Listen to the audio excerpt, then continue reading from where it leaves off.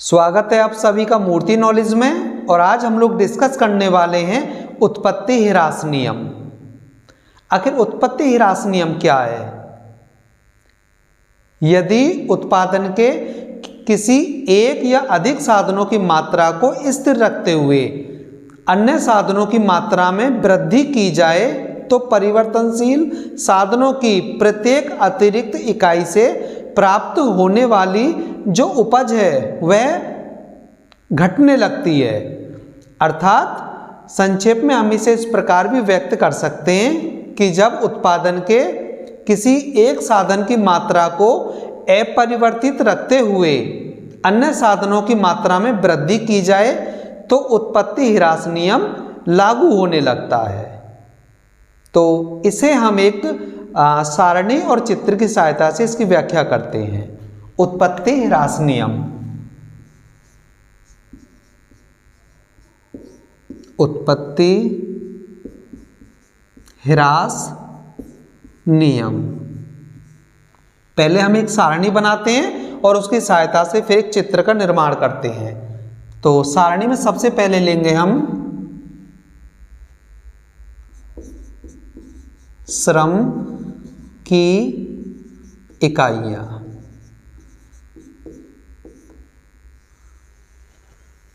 यहां पर श्रम की इकाइयां लेंगे और दूसरे कॉलम में लेंगे हम पूंजी की इकाइयां, यानी जो स्थिर साधन है। और यहां हो जाएगा यहां पर टीपी,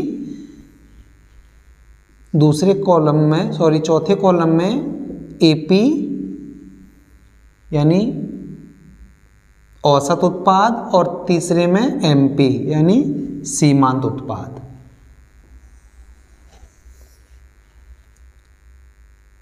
एक, दो, तीन, चार, पाँच, 6, 7, 8, 9, 10 और 11। तो इस तरीके से जो श्रम की इकाइयां हैं 11 मान ली गई हैं।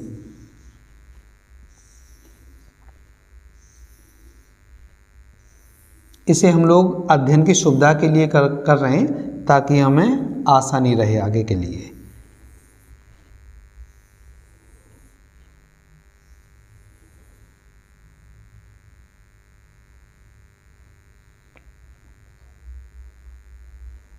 इस तरीके से दूसरी जो पूंजी की इकाइयां हैं वो स्थिर हैं। 10, 10, 10, 10 सारी इकाइयां 10, 10 के रूप में स्थिर हैं। जो टीपी है वो 8, 20, 36, 48, 55, 60, 60, 56, 51, 45, 38 वो कुछ इस तरीके से 8, 20, 36, 48, 55, 60, 60, 56, 51, 45, 38। अब हमें निकालना है एपी। तो एपी कैसे निकालेंगे हम? यहां से जो हमारा जो टीपी है उसमें श्रम की इकाइयों का भाग देते चलना है तो हमें एपी प्राप्त हो जाएगा। मान लीजिए श्रम की पहली इकाई है और इसमें टीपी 8, तो 1 का भाग देंगे 8 में तो 8, 2 का भाग देंगे 20 में तो 10 और 3 का भाग देंगे 36 में तो 12 थी 36, 12 आ जाएगा। और ये 4 है, ये 48 है, इसमें 4 का भाग 48 में देंगे तो 12, 12 चौक 48, ये 5 है और ये 55, तो 11 पढ़ना 55, तो यहाँ आ जाएगा 11, ये 6 है और ये 60 है, तो 10 6 60, यहाँ आ जाएगा 10, ये 7 है और ये है 60, तो इसमें 60 में भाग देंगे 7 का, तो 7 पन्ना 35, 7 6 42, 7 6 67 49, 67 49 और 7 8 56, 56। तो बचे कितने 4 पॉइंट, यहाँ हो गए 40, 7 पन्ना 35, ये आ गए। तो ये आ जाएगा 8.7 और फिर 8 का भाग देंगे 56 में, तो 8 सत्ते 56, 9 का भाग देंगे 51 में, 51 में 9 का भाग, 9 पंजे 45, बचा 6.0, 9 छिंग 54, तो 5.6, ये 10 है, ये 45 है, तो 10 में, तो 45 में 10 का भाग, 45 में 10 का भाग देंगे तो 10 चौक 40, बचा 5.0, 10 पंजे 50, तो 4.5, 4.5 और ये 11 और ये 38, तो 38 में 11 का भाग देंगे, 11 थी 33, बचा 0.0, 11 चौक 44, तो 3.4 ये आ गया। तो इस प्रकार से हमारे पास अब एपी प्राप्त हो गया। अब हमें निकालना है एमपी। तो जो टीपी है, टीपी की नीचे वाली वैल्यू में से ऊपर वाली वैल्यू को माइनस करते चलना है, हमें एमपी प्राप्त हो जाएगा। जैसे 8 के 8 आ गया, अब 20 में से 8 गए तो 12 आ गया, ये है 36 में से 20 गए तो 16 आ गया, 48 में से अब 36 माइनस करने, 36 और 36 4 40 और 8 48, 8 4 12, यहाँ पर 12 आ गया, ये 55 में से 48 को माइनस करना है, तो यहाँ आ गया 7, ये 60 है, 55 है, तो ये आ गया 5, यहाँ 60 में से 60 घटाओगे तो 0 आ जाएगा, यहाँ 56 में से अगर 60 को माइनस करोगे तो माइनस के आएंगे 4, यही 51 है, ये 56 है, तो यहाँ पर माइनस का आ जाएंगे 5, ये 45 है, ये 51 है, 45 में से 51 जाएंगे तो माइनस का आ जाएगा 6, और ये 38 है और ये 45, तो माइनस का आ जाएंगे 7, इस तरीके से। तो अब हमारे पास में एमपीवी है। अब इस सारणी की सहायता से उत्पत्ति ह्रास नियम का जो चित्र है, अब उसे बनाते हैं हम लोग।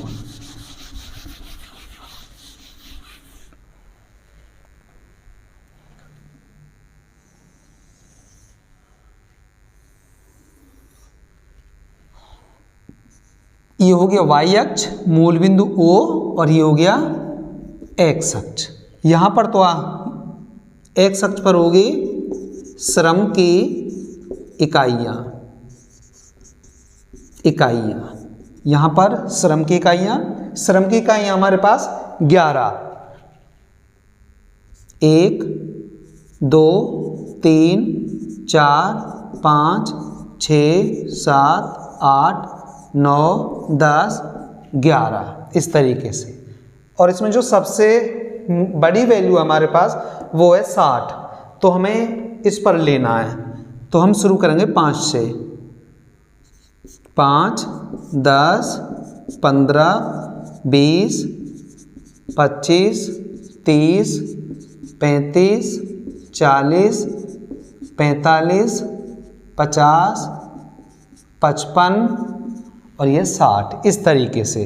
अध्ययन की सुविधा के लिए हम यहाँ पर एक इस तरीके से डैश लगा लेते हैं, ताकि इनकी सीमा निर्धारित की जा सके कि इनका जो बीच का स्थान है वो ये है। ऐसे हम लोग यहाँ पर ले लेंगे, ताकि आगे जो हमें डॉट या बिंदु का निशान लगाना है वो इन्हीं की सहायता से आसानी से लगाया जा सके। तो यहाँ पर हो जाएगा टीपी एपी एमपी, इस तरीके से। यानी यहाँ पर कुल औसत और सीमांत उत्पादन को y अक्ष पर दिखाया गया है। अब हम देखेंगे, अब सबसे पहले हम निकालेंगे टीपी।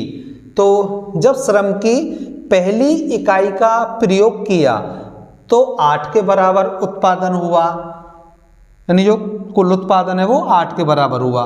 तो पहली इकाई ये रही, ये 5 है और 5 और 3 8, हम लोग यहाँ ले लेते हैं 5 और 3 8 यहाँ पर। दूसरी जब इकाई लगाई श्रम की तो 20 के बराबर हमें कुल उत्पादन प्राप्त हुआ। दूसरी इकाई ये रही और 20 के बराबर ये रहा, 20 का पॉइंट यहाँ पर ये रहा। इस तरीके से जब तीसरी इकाई श्रम की लगाई तो उसमें हमें जो कुल उत्पादन प्राप्त हुआ वो 36 के बराबर प्राप्त हुआ। तीसरी इकाई पर 36 के बराबर, यानी 30 और 5 35 और 1 36, 35 और 1 36 का पॉइंट थोड़ा ऊपर ले लेते हैं हम लोग यहाँ पर। तीसरी इकाई पर यहाँ पर चौथी इकाई जब लगाई हमने तो उससे हमें 48 के बराबर कुल उत्पादन प्राप्त हुआ चौथी इकाई पर। तो ये हो गया 45 50। तो पहले हम लेंगे 50 तक और 50 से 2 पॉइंट कर देंगे नीचे, यहाँ पर इतना नीचे बस। तो ये चौथी इकाई पर आ गया 48, 50 से ऊपर जा रहा 48, ठीक है। उसके बाद जब पांचवी इकाई लेंगे तो पांचवी इकाई पर जो कुल उत्पादन प्राप्त हो रहा है वो हो रहा है हमें 55 के बराबर। तो पांचवी इकाई ये रही और यहाँ पर 55 हमारा ये रहा, इस तरीके से इस रेखा पर आ जाएगा यहाँ। तो पांचवी इकाई ये रही और 55 ये रहा हमारा इस सीध में यहाँ पर। तो यहाँ पर हमें ये 55 के बराबर पांचवी इकाई पर कुल उत्पादन प्राप्त हुआ। जो छठी इकाई है उस पर 60 के बराबर प्राप्त हुआ हमें। छठी इकाई पर 60 के बराबर, 60 पर थोड़ा सा हम निशान डॉट कर लेते हैं इस तरीके से। तो जो छठी इकाई है उस पर हमें यहाँ पर 60 के बराबर उत्पादन प्राप्त हो रहा है छठी इकाई पर। और सातवीं जो इकाई है कुल उत्पादन हमें उस पर भी 60 के बराबर ही प्राप्त हो रहा है सातवीं इकाई पर। यहाँ पर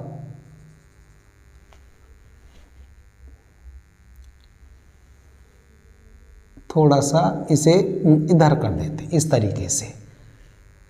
जो आठवीं इकाई हमने लगाई तो उससे हमें 56 के बराबर कुल उत्पादन प्राप्त हुआ। आठवीं इकाई से 56 के बराबर, तो ये रहा 55, यानी 55 और 1 पॉइंट से ऊपर करना है। आठवीं इकाई पर 56 के बराबर हमें उत्पादन प्राप्त हो रहा है। 55 और 1 56 यहाँ पर।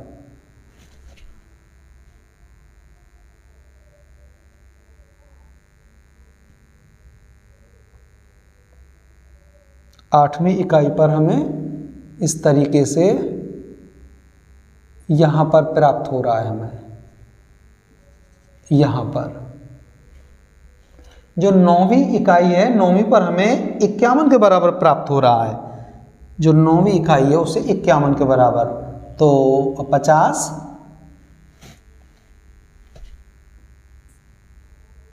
यहाँ पर लेंगे इस तरीके से। ये हो गया 50 और 1 51 इस तरीके से। और जो 10वीं इकाई है उससे हमें कुल उत्पादन 45 के बराबर प्राप्त हो रहा है। तो 10वीं इकाई ये रही और 45 हमारा यहाँ पर आएगा इस तरीके से। इस बिंदु पर लेंगे 10वीं 45 के बराबर उत्पादन हमें प्राप्त होगा यहाँ पर।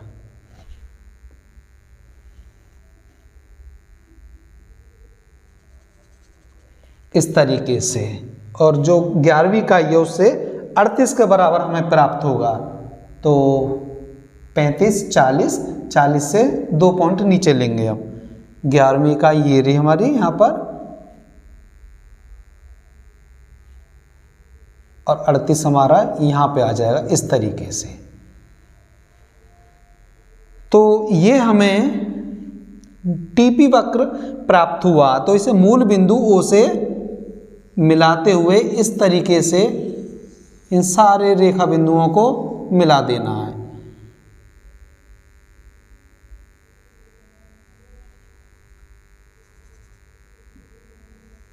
ये दोनों 60 60 हैं इस तरीके से। तो ये हमें प्राप्त होगा टीपी, तो ये हमें टीपी प्राप्त हुआ इस तरीके से। अब हमें निकालना है एपी। तो एपी पर जब हमने श्रम की पहली इकाई लगाई तो 8 के बराबर ही प्राप्त हुआ, तो 8 का पॉइंट तो ये रहा, पहली इकाई पर 8, ठीक है। दूसरी इकाई लगाई तो उस पर एपी हमें 10 के बराबर प्राप्त हुआ, दूसरी इकाई ये रही और 10 का पॉइंट यहाँ पर आ जाएगा। जब तीसरी इकाई श्रम की हमने लगाई तो हमें जो औसत उत्पाद है वो 12 के बराबर प्राप्त हुआ तीसरी पर, तो 10 और 2 12, थोड़ा सा ऊपर कर देंगे हम इसे इस तरीके से। और चौथी इकाई पर भी हमें उत्पादन 12 के बराबर ही प्राप्त हो रहा है। पांचवी इकाई पर हमें औसत उत्पाद 11 के बराबर प्राप्त हो रहा है, तो 10 और 1 11, ये इतना हो जाएगा। छठी इकाई पर उत्पादन हमें केवल 10 के बराबर प्राप्त हो रहा है, यहाँ पर इतना। और सातवीं इकाई पर हमें 8.7 के बराबर प्राप्त हो रहा है। सातवीं इकाई पर ये हो गया 5 और 3 8.7 लगभग यहाँ मान लेते हैं। और जो आठवीं इकाई है उस पर 7 के बराबर, आठवीं इकाई मान लीजिए कि 5 और 2 7 यहाँ पर। और जो नौवीं इकाई है उस पर औसत उत्पाद हमें 5.6 मिल रहा है। नौवीं इकाई पर ये हो गया 5.6 लगभग यहाँ।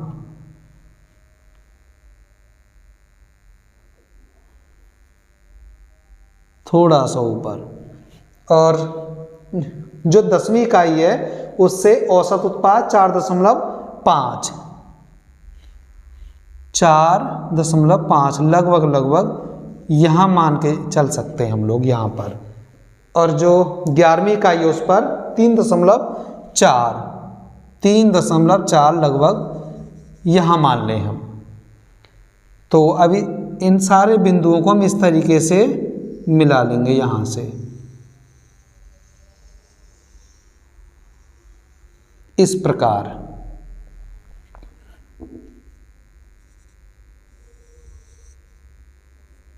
इस तरीके से।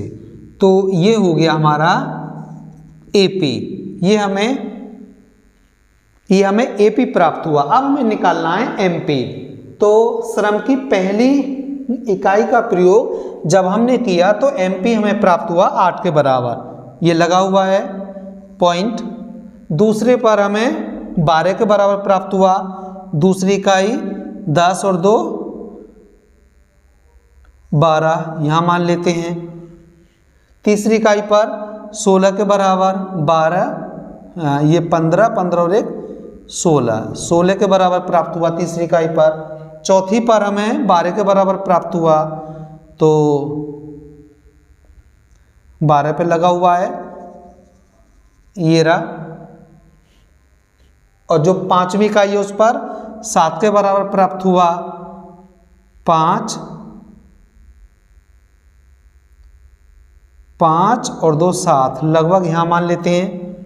और जब छठी इकाई का प्रयोग किया तो हमें 5 के बराबर प्राप्त हुआ, यानी यहाँ पर। और जब सातवीं इकाई का प्रयोग किया तो वहाँ पर हो गया 0। और जब आठवीं इकाई का प्रयोग किया तो माइनस में होकर जाने लगा, यानी -4। यहाँ पर आप लोग देख रहे हैं जब आठवीं इकाई का प्रयोग किया तो -4 के बराबर सीमांत उत्पाद प्राप्त हुआ। फिर 9वीं इकाई का प्रयोग किया तो -5 के बराबर, फिर 10वीं इकाई का प्रयोग किया तो -6 के बराबर प्राप्त हुआ। और 11वीं इकाई का प्रयोग किया हमने श्रम की, तो उस वक्त हमें एमपी -7 के बराबर प्राप्त हुआ। तो इसे भी मूल बिंदु ओ से मिलाते हुए इस प्रकार आगे निकालेंगे से यहाँ से एमपी, ये हो जाएगा एमपी। और यहाँ पर -4 -5 -6 और -7 जो कि 7 से नीचे जाती हुई MP रेखा ये साबित करती है कि यहाँ पर जब 8वीं, 9वीं, 10वीं और 11वीं श्रम की इकाई का प्रयोग किया गया तो सीमांत उत्पादन -4, -5, -6 और -7 के रूप में ऋणात्मक होता गया। इस प्रकार से तो यहां से इस प्रकार एक रेखा खींची जा रही है, ये इस प्रकार, ये हो गया A।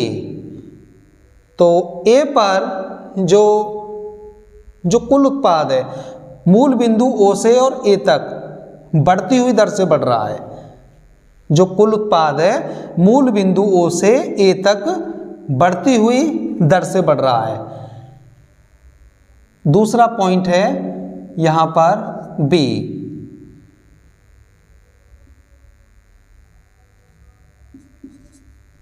B पॉइंट हम यहां लेंगे और यहाँ इस पर ये बिंदु हो जाएगा हमारा E, इसे मानेंगे हम बिंदु E। B और ये हो जाएगा C और ये हो जाएगा D।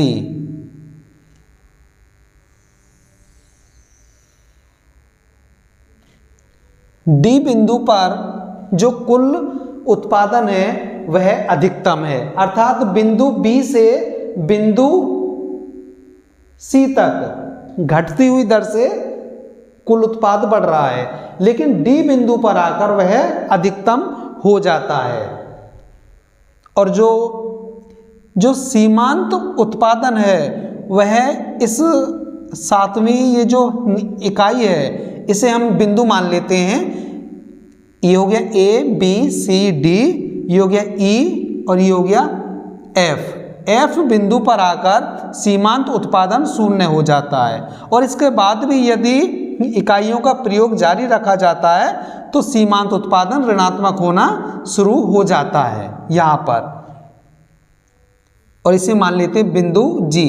G बिंदु पर जो सीमांत उत्पादन है वह अधिकतम है और इस E बिंदु पर औसत उत्पाद और सीमांत उत्पाद दोनों बराबर हैं। तो ये तो हो गई फर्स्ट स्टेज और ये हो गई सेकेंड स्टेज और ये हो गई